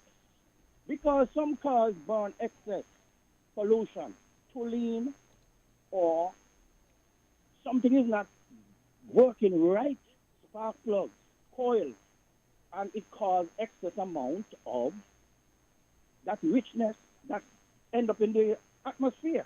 And you got to look at another thing. It affects people with asthma. It affects people with bronchitis. So Mr.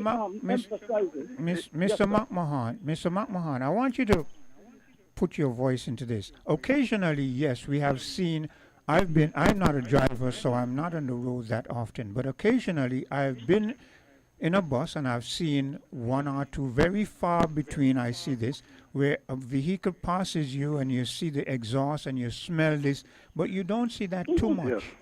You don't see that too much. The thing is, I don't know of the ratio of new or relatively new cars to the kind of second-hand cars that we import and so on. Yeah. But I suspect it's a significant ratio. Yeah.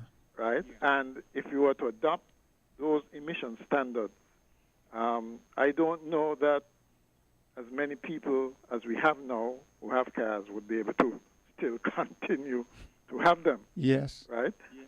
I would honestly prefer to go the route of trying to be one of the first islands to have a significant number of electric cars. Okay. I agree. And the way that you do that, for instance, is to use solar panels generated electricity for your transportation, because usually it's in the day that you have most cars being used. Yes. Okay, and the solar panels are of course most efficient in the day. Okay, at night when you don't have much traffic and so on, we don't need that. So if you just transfer that power, that electrical power, which is I guess will be relatively cheap once we have it. Yes. To bringing in more electric cars, and there's no reason there's no reason why we can't, at this stage, I think the technology is such now that, I mean, they're all over the place in terms of the larger countries. Yes. I'm thinking get arrangements with places like India and China, which is in our same latitude. Yes, so to speak. proximity. Yeah. Right. Get arrangement with those to start introducing electric cars. In other words, that there's more than one way to wean ourselves off of the fossil fuel. Okay, let the caller come back in again. Mr. Quint, as you said, when I tried to interject when you were speaking, remember we got to go with affordability. So I know electric car will cost more than the fossil fuel vehicles or anything that use fossil fuel. So we got to look at cost effective. Yes, if our leaders, because to me, leadership matters, and leadership has to be proactive to go out and see what is best for your country. But you got to know what's going on in your country. Okay? They are not looking at these things because at least right now, there are fossil fuel vehicles. Right now, we have to deal with that. Right now, we have to do damage control. And we have to find methods to help control the emissions or the greenhouse gases that is polluting the world. Okay? So I'm saying we have not reached that far to have electric vehicles. Because I actually work on a project when they were developing the electric cars. And I understand it. And the electric car is not really a hard task. Look at a toy car. When we were small with the toy cars. Okay, and we just put a battery and the motor goes. How far it goes? Right now there are longevity of motors. There are motors that build with brushes and there are motors that are brushless. All you need to do is have charge, have a battery. And it has progressed throughout the time. Okay? I am an inventor, but I don't think I'm the only one who come up with that solution and that project. I'm the inventor of electricity, run electricity. This little boy here from St. Kitts. Okay? I tried to get funding in the area that I was, and they told me that I could get shot because I'm going up against the gas and the fossil fuel people, the oil, the coal. And that was my method. And I still have the blueprint, and it could be done, but there are others coming with that dream, that dynamic dream. And it could work because I've proved it. I had a model. And I could make that model. I could bring that model. I could create that model with stuff in St. Kitts. Okay. Electricity run electricity. Okay. And it's not going against the laws and the rules of physics. Yeah. And that's what I was told. Okay. Go ahead, Mr. Mahan. Yeah. I'm saying that we down here are unique in our position and in our geography and also our topography, right? And we should take advantage of that uniqueness. If you look at our road network, it is essentially very flat, Yeah. There are just one or two areas that really need a lot of power for vehicles to get to. Yeah. Right? And so we should take advantage of that. The reason I think, of course, there's the pushback from the fossil fuel industry who really don't want this. Yeah. That is why they're still drilling like crazy. Yeah. Okay, to get new sources. So they're pushing back. But I think the future is definitely electric. It's cleaner, safer for everything. The future is electric. Healthier, everything. Electric. Right? And I'm saying that because of our topography and our geography, we should use that and leverage to bring in these cars.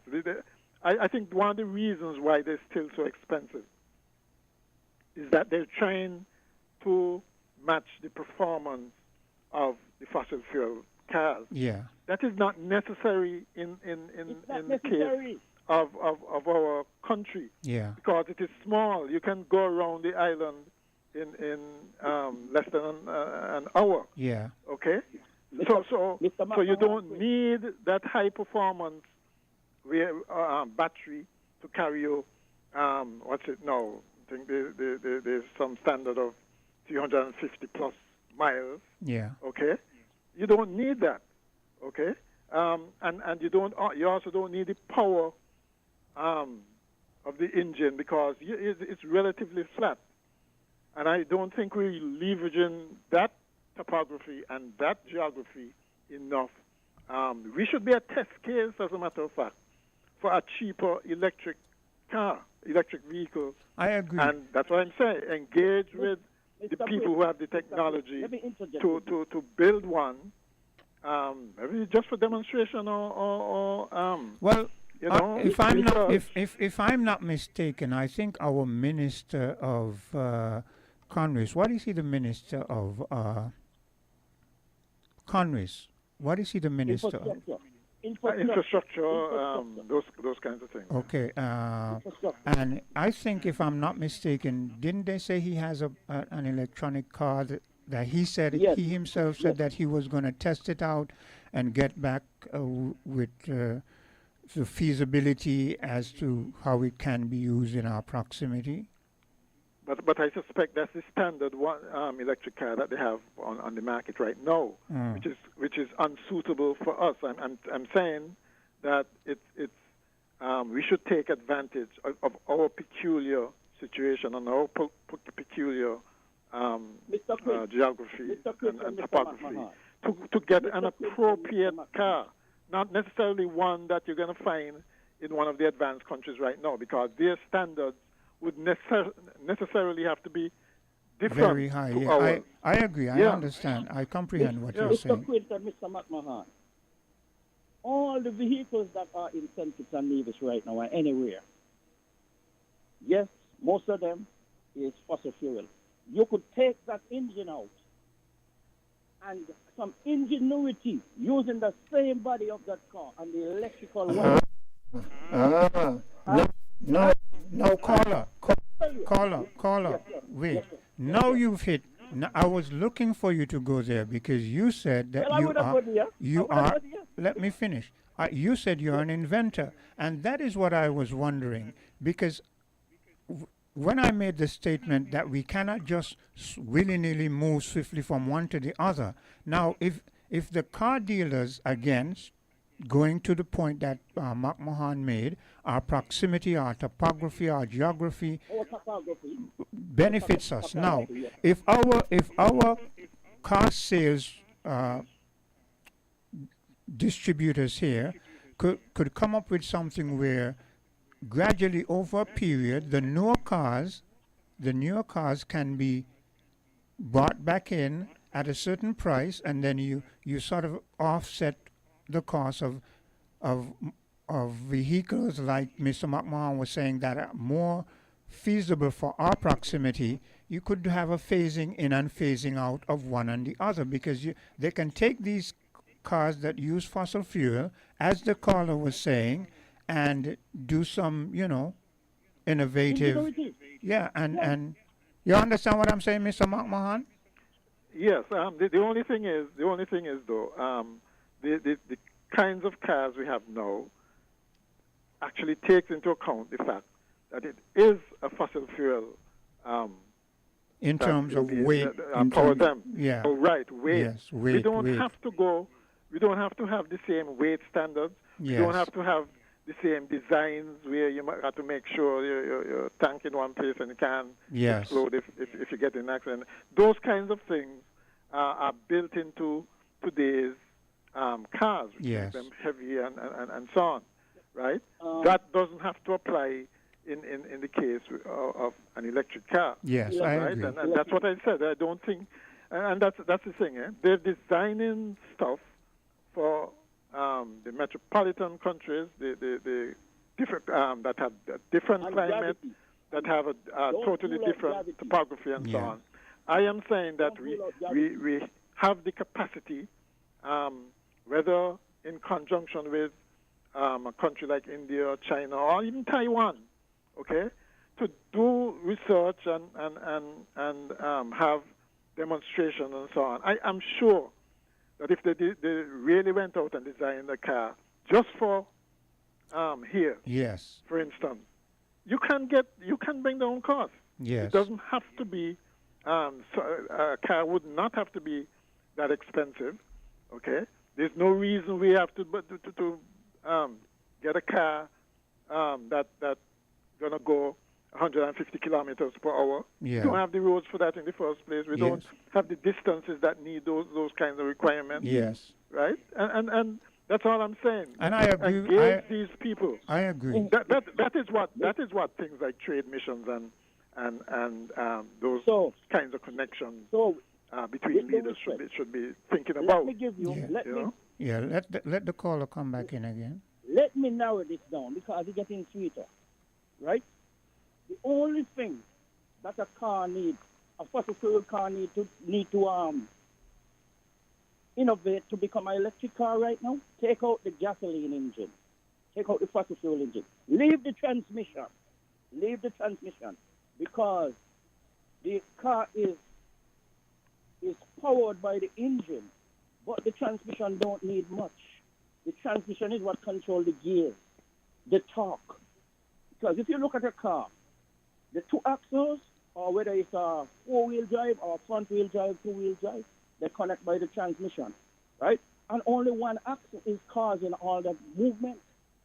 One axle is the slave, and if it's the slave that the drive shaft carry everything. The transmission is what gives you more speed and power, okay? So if this is what the fossil fuel providers, the oil man, the anything that contribute to this, they don't want to hear that. So I could be killed. I could be a target because it was said already. Okay? Quint, can I ask him a question? Yeah, go ahead. Caller, Mr. McMahon wants to ask you a question. Since you apparently you are knowledgeable about electric vehicles, there's a question that I wanted to know, and wanted answered. Usually, one of the things against electric cars is the fact that you have to have a lot of charging stations and so on. Again, in our situation, we don't need that because of the distances involved. Yes. Okay, we can have just one or two or three, and we'd be fine. The other thing is, can an electric car be charged from a home source? Yes. It can be. Yes. Yes, indeed. And listen, you see, I look at all those charging stations. What is the relative cost between gas and electricity? Cost effectiveness, I know it will be cheaper with the electric. Providing, remember we got solar, Remember you could have a solar powered vehicle. And the vehicle could be charged while it's moving, as long as there is sunlight, and you doesn't have to see sunlight in order to get charged. The sun waves still beam, okay? But you could have a home charging station to give you that boost when you move off, to give you extra miles, and you could have a backup system. You could have a backup battery. Is one battery going to take you 20 miles, okay? And you have a backup battery that will take you to your destination. It's only to have a backup until you get home. So we got to make some calculations. You got to make calculation in order to make it work. And St. Kitts and Nevis is so small. There would be enough electric power that car could sustain to move it. Because the project I was working on, they actually were building a battery that go beyond the regular traditional battery. Well, that project, it didn't complete because funding was a problem. So everything had went. But with my intelligence, I know it could be better. And all it takes, my brother, my concept came from a vacuum. You see a vacuum motor? It runs until it it stops. And you know what stops in a motor, in a vacuum, a blender? The brush. Or if it's not brush, the fuse link. The fuse link. You could use a washing machine motor or a forklift motor as long as it is electric. Let me just finish this point. Okay? When that motor stops, most likely the brush burned down, if it is a brush motor. If it's a brushless, they have a thing in it called a fuse link. Okay, so when a person's washing machine, a blender, and even if it was a car, they're built with a weak link in them. That if there are too much surge, it will burn the fuse link. All you gotta do, open that motor and cut the fuse link off and add another fuse link. And you're good to go. Anyway, Mr.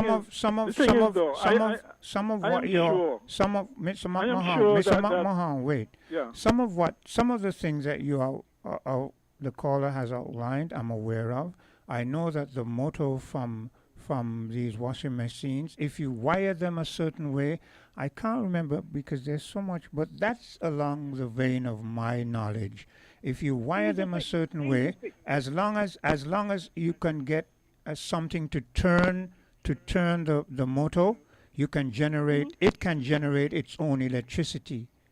So, but I don't remember everything about that. That is but that is beyond most of the callers to understand. What is it? If a washing machine motor can generate its own electricity? Yes, if it depends on how you wire it. It depends on how. Yes. Well, yeah. All electric motors, because that's what an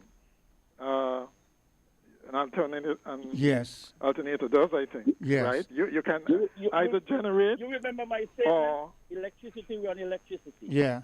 Okay? Yeah. Right. Yeah. You can either generate or you can you can have it used as a motor. Yes. Yeah. It can be a generator or a motor. Yeah. Go ahead. But the point I was making though is that all these things, it's just a matter of time before they are implemented. Problems associated with electric vehicles are solved. Yeah. Okay, and I'm saying that we can go even before that happens. We can experiment. We can leverage our situation, our particular unique situation, to bring in more electric vehicles. Yeah. Right? We don't have to we are a good test case, I think, for it. Yeah. Yeah, but it's not. It's there, but it's not here. That's the problem. Hear what I'm saying. The technology is not awakened in science, but it is there. Okay, listen. So I didn't went to a college. I didn't went to a Harvard, Yale, or Oxford. Okay, but sometimes some people be given a gift of vision and manifest. But guess what? Money to get materials. But it's simple. I could come to St. right now with my bare hands, and I go here, go there, go there, and I put something together, and you wouldn't believe it. Well, I wouldn't even go as far as that. All I'd say is, can't somebody in the private sector, right, or government for that matter, who have good contacts with whether they're suppliers or their corresponding government, go and make this a project. I mean, it's not going to take millions and millions of dollars to do this. No, just go and try it out. I mean, but they're not thinking. That's the problem. It's not that they're not. It's not that. It's not that they're not thinking. It's that you see a lot of them are set in the traditional trend, and they're not. They don't want to venture outwards. Okay, they're not thinking out of the box then. Yes, How about that? yes. Right.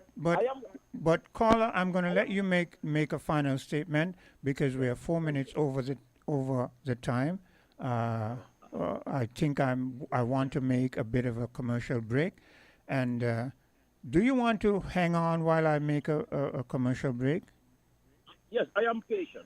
Thank you. Okay, Mr. McMahon, will you hang up? Yeah, I'll hang up, of course. Okay, yeah. so okay. Caller, you stay online, and I'll take a bit of a commercial break, and we'll get back. We're different. different. We're 98.9. 98.9. Win FM.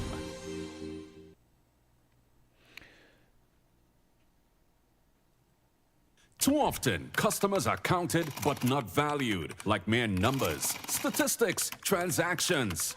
But at Flow, we're rewriting the rules and prioritizing you, our valued customers, who have been with us through every milestone, every moment. That's why we're putting our money where your loyalty is. Flow customers claim your $600 gift card when you add internet to your current postpaid plan. Because loyalty isn't a one-way street. At Flow, loyalty flows both ways. Let TDC Financial Services help you go for your goals. Whether you're thinking of taking that grand vacation, down payment on a house, higher education, TDC Financial Services has various plans that will allow you to go for your goals. Choose from the Accumulator Plus, Investment Starter Plan, and Fixed Deposit. Ready to go for your goals? Visit us at TDC Financial Services, where money is made easy.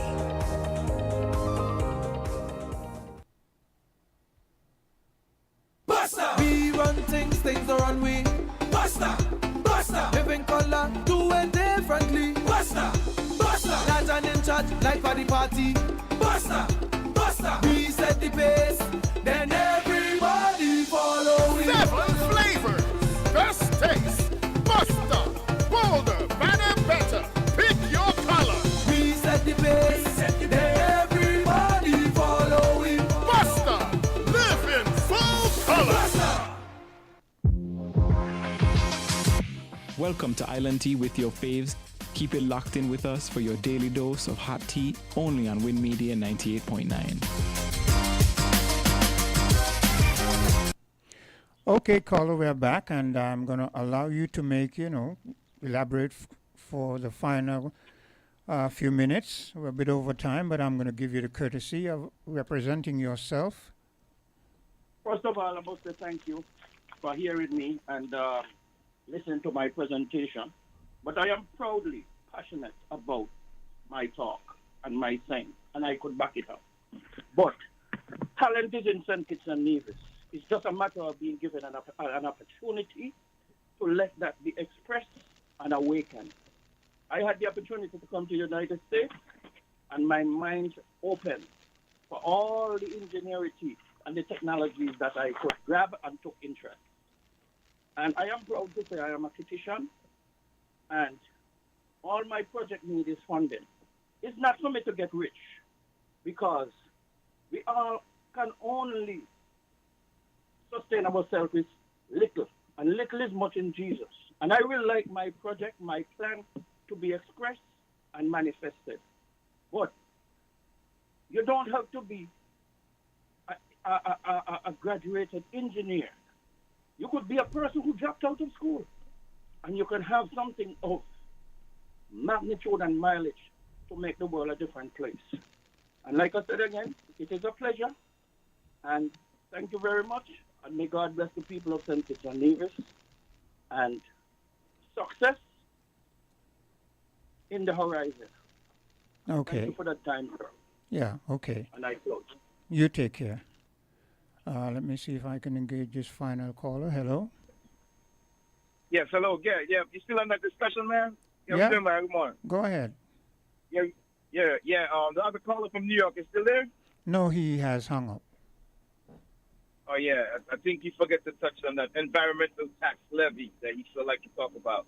But anyway, man, we need that last shipment of cars that came into St. Kitts, 300 plus.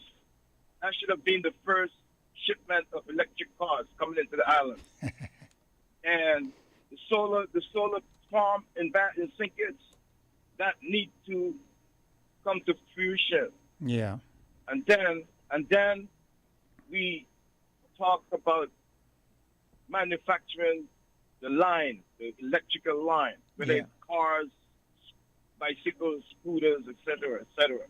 But definitely, when they're talking about all this sustainability and all this renewable energy, St. Kitts and Nevis so small, electric cars will do great there because of the tiny island, tiny size.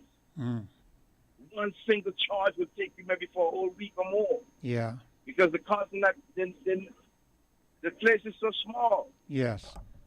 So this is something definitely our leaders, there's a contingent of people, government officials that's over in Africa right now, in Nigeria.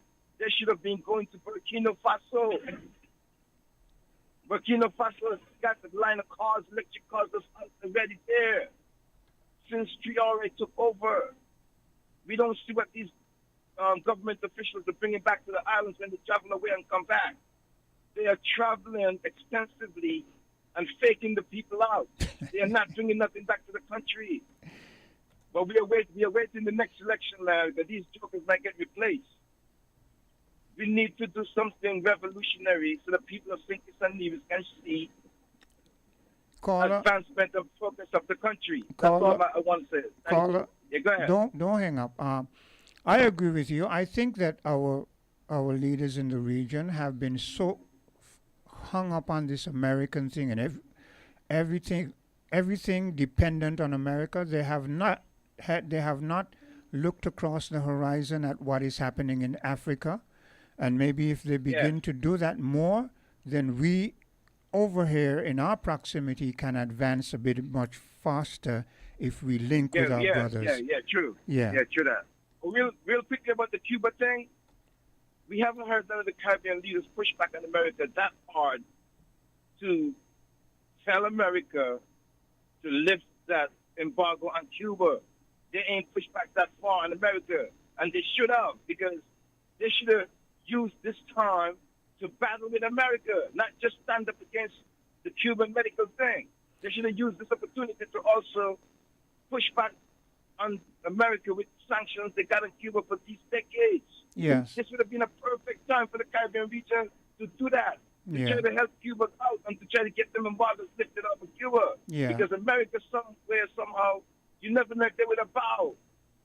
We got to put maximum pressure on America. To strengthen your point, I agree with you, because when you listen to Marco Rubio, he's kind of being, as Mark Mahan says, a bit more tactful, a bit more diplomatic, and they're not putting the kind of gusto behind the argument to disassist from dealing with the Cubans. So I agree with you. This would have been the opportune time to push for the seizing of these embargoes, but we would have to be unified in doing so. Yes, that's true. But I would love if you could bring this back, this discussion, man. But St. Kitts and Nevis will do good with the electric cars. The only thing we have to look at is when a hurricane comes through and knock out the electricity. Yeah. We will have to have endless storage. Well, one of the things that like a hurricane one of the things that we have to our benefit is we always have sunshine most of the time. Yeah, that's it. And if we go along the route of solar energy, even after a hurricane, we should be able to bounce back quickly. Yes, I agree with you. Yeah. That's why that solar farm in St. Kitts, they should have think about pushing that before they push that geothermal in Nevis. Because I believe, I don't know which one is more expensive, which project would have been more expensive, but that solar project in St. Kitts needed to come to fruition ASAP. Yeah. They should have prioritized to push that first and then come to geothermal afterwards. Yeah. But as our leaders, them is out in Africa, man, I hope when they come off the planes in RLB, they have something tangible for the people, because these extensive trips, man, they are only wasting up the taxpayers' money, man. They need to stay grounded, and they need to really forge relationships with Africa with real deal tangible stuff. Yeah. That travel and trade need to be established with Africa. I've invested in Ghana already. I invested there already. I have a big connection with there already. I've traveled there 3 years ago, and I'm thinking about going back there this year. Maybe in July, maybe in the summertime. But great conversation, man, and we pick it up again tomorrow. Okay. Thanks a lot. You take care. Hello, caller. Could you be brief, because I'm trying to. I'm trying to. I'm gonna let you go. Wait. It's 14 minutes after the hour, so be brief so that I can end the program. But maybe we can continue on another program some other day. But make your point. Right. Make your point. Yeah. The caller that just called, okay? I embrace our officials. When they choose the We're countries, different. take exam- I am embracing the countries of interest is Burkina Faso, Shahim, Ibrahim. That electric car that they build here, I think it can do the same. Maybe not the exact, but yes, we can. Yes, we can. That caller, he just reminded me because we discussed a lot of things, a lot of issues that is vital for St. Kitts and Nevis. It could be done. So that is where our focus should be. Invest from our intellect and manifest. I won't take more of your time, but this discussion should be continued. Okay. Thank you for the time, Mr. Quint. You take care. And that's how we're going to end things for today. Boy, I tell you, almost virtually had to run the callers off the line so we can bring a climax and end to this show. Rather interesting. So we'll do this again some other time. Do take care. Continue to have a great day. Here's hoping your day started well and will continue in that vein. And for those who are not in such good stead, let's hope that you are afforded the ability of recuperating and being back to normal sooner than later. Do take care. You found the sound.